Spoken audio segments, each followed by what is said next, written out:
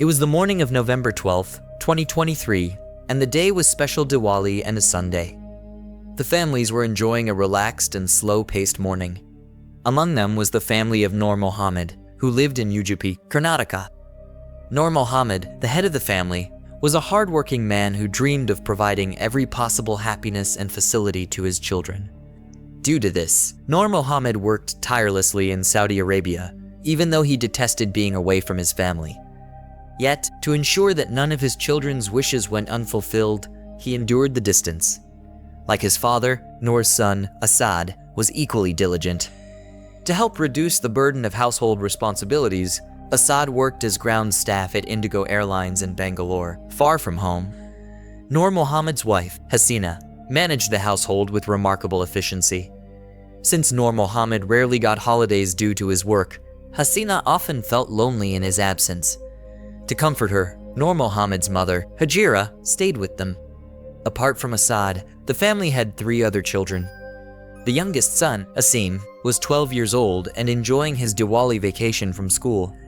He spent most of his day playing. Their 2 daughters, Afnan 23 and Naaz 21, were ambitious and determined to achieve something big in life. Both daughters lived away from home in a PG in Mangalore. Afnan was completing her degree, while Naaz was training as an air hostess with Indian Express. All 3 siblings were highly goal-oriented and committed to working toward their dreams. They wanted to make their family proud. Since everyone, except Hasina and Hajira, lived away for work or studies, the house often felt empty. But on November 12th, Diwali brought everyone home. Afnan and Naaz took leaves to join the family for the celebration. At 8:30 in the morning, Hasina was in the kitchen preparing breakfast, while Hajira rested on the bed. Afnan and Naaz had woken up late for breakfast, And Asim was outside riding his bicycle. Everyone was either busy helping their mother, chatting, or enjoying lighthearted moments together. By 9 a.m., breakfast was nearly ready. Asim, still cycling outside, noticed a man walking directly into their house. The man wore a brown t-shirt and a mask, obscuring his identity. Only his head and eyes were visible. Asim did not pay much attention and continued cycling. Once inside, the masked man approached Naaz and spoke to her for about 15-20 seconds. Suddenly, he attacked her with a knife. Hearing her screams, Hasina and Afnan rushed out of their rooms to the living area and tried to stop him. However, the man was incredibly strong and seemed determined. His anger overpowered both Hasina and Afnan as he attacked them with the knife repeatedly 8 to 10 times. The terrifying screams filled the house. Asim, alarmed by the noise, ran inside to see what was happening. Tragically, the masked man showed no mercy to the 12-year-old and brutally stabbed him as well. The violence didn't stop there. He attacked the elderly Hajira, but she managed to escape and locked herself in the bathroom. Though injured, she hoped to survive. Believing she would succumb to her injuries, the attacker returned to the living room, glanced one last time at his primary victim, and fled the scene. As he was leaving, he encountered a woman near the gate who saw his appearance. Fearing she might inform the police, he threatened her, saying, "If you tell anyone about this, it won't end well for you." The man then disappeared. This horrifying sequence of events unfolded within just 15 minutes. In just 15 minutes, this man ended the lives of 4 people and fled the scene. A family that was once full of joy and laughter was now destroyed. But who was this man? And why did he have such enmity with Noor Mohammad's family? When the police arrived at the crime scene, they were baffled. They had no clue where to begin their investigation. All they had in front of them were 4 lifeless bodies. There was no trace of the criminal, nor any clear motive. What could someone possibly have against an ordinary family, let alone a 12-year-old child? As the police searched the house, they discovered the bathroom locked from the inside. Despite repeatedly assuring Hazira, the woman inside, that they were indeed the police and there to help her, she was too terrified to open the door. This fear hinted at the horrific crime she must have witnessed. After much persuasion, the police finally managed to get Hazira out of the bathroom and rushed her to the hospital. But the pressing question remained, who was the man who bore such hostility toward this family? The police meticulously searched the house to determine whether the man had come to rob them. However, the crime had occurred in broad daylight, and all the valuables, cash, jewelry were untouched. It appeared the man had come with the sole intention of killing. Adding to the mystery, there were no CCTV cameras or recording devices in the house. As news of the police presence spread, curiosity grew among the neighbors. This society had never witnessed any crime, not even a petty theft. Soon, the news spread not just in the neighborhood, but across UGP and all of Karnataka. While investigating the family's background, the police received a vital lead. A rickshaw driver named Shyam approached them with crucial information. On the morning of November 12th, Shyam had been waiting for passengers at the auto stand when a masked man got into his rickshaw. The man asked to be dropped near Trupti Layout, close to Noor Mohammad's house. Shyam also recalled seeing the same man 15 minutes later, hurriedly getting into another rickshaw and leaving the area. Acting on this lead, the police immediately checked all the CCTV footage from the auto stand. The footage confirmed the suspect's identity, and they now had a face to connect to the crime. Simultaneously, the police tapped the phones of Noor Mohammad's family members and conducted background checks. While they found nothing suspicious about Noor's wife, Hassana, or their younger daughter, Efnan, further inquiries into their elder daughter, Naaz, revealed a potential lead.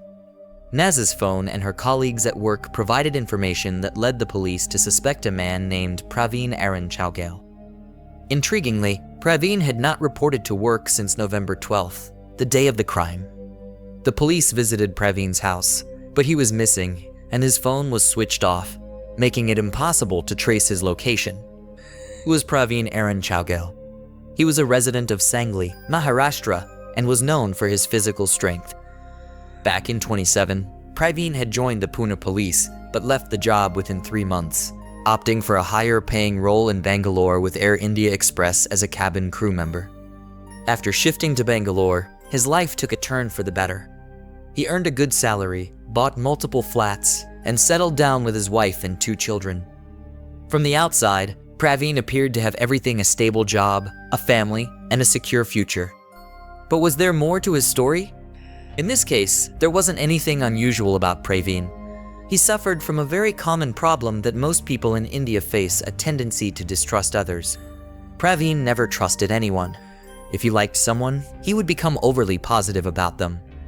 This extreme combination of positivity and suspicion, when excessive, could become dangerous for both the person and their loved ones.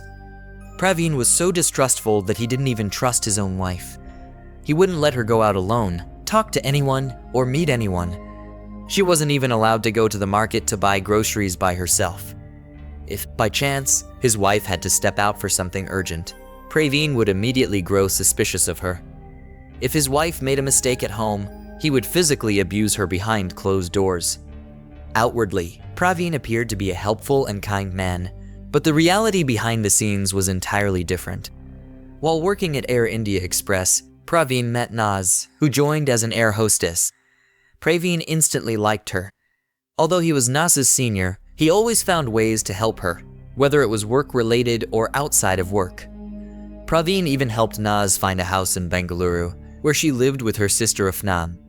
He lent her his scooter to make it easier for her to travel around the city. After working together for 7 or 8 months, Praveen and Naaz became friendly colleagues.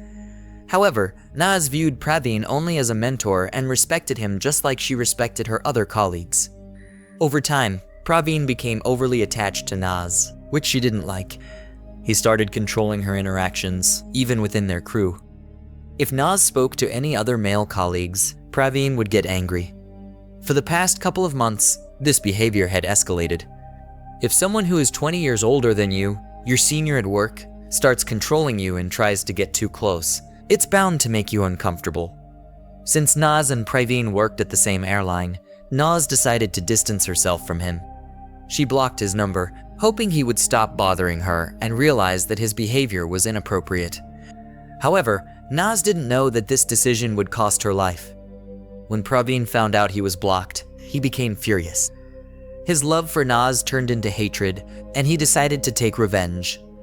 Praveen knew where Naaz lived in UGP and that she would be home during the Diwali holidays.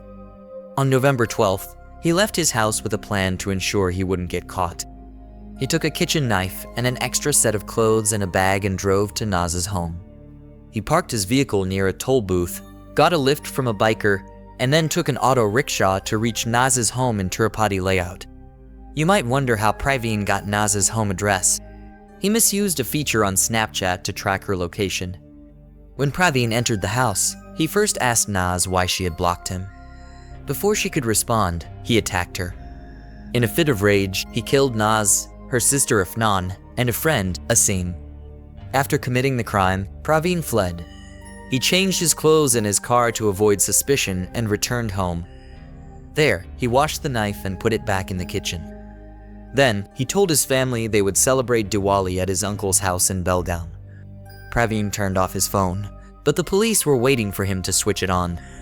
On November 14th, when Praveen finally turned his phone on, the police tracked his location and arrested him. Praveen confessed to his crime, and the police recovered the knife, blood-stained clothes, and mask he had used during the crime. Praveen remained in police custody until December 5th and is likely to face severe punishment. But the question remains, why didn't Naaz inform her siblings, parents, or someone else about Praveen's behavior earlier?